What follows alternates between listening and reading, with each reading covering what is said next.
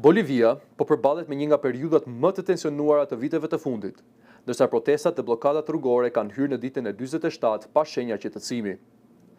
Liderët sindikal dhe organizatat sociale kanë bërë thirrje për zgjerimin e protestave në nivel kombëtar, duke paralajmëruar se mobilizimi do të vazhdojë deri në plotësimin e kërkesave të tyre. Në një takim publik të zhvilluar në qytetin El Alto, përfaqësuesi i sindikatës së fermerëve Tupac Katari, Jose Luis Mamani, deklaroi se protestuesit nuk do të tërhiqen dhe se lëvizja do të intensifikohet në ditët në vijim. Sipas tij, bllokadat rrugore do të zgjerohen në më shumë zona të vendit, ndërsa kërkesa kryesore e protestuesve mbetet dorëheqja e presidentit të Bolivisë, Rodrigo Paz. Nga ana tjetër, Konfederata e Punëtorëve të Bolivisë, e njohur si COB, ka njoftuar se pas konsultimeve me grupet sociale i ka dërguar qeverisë një dokument me kërkesa dhe propozime për rikthimin e paqes sociale dhe rimëkëmbjen e vendit. Presidenti Rodrigo Paz ka reaguar duke deklaruar se një pjesë e protestuesve nuk po mbrojnë më kërkesa sociale, por po ndjekin objektiva politike.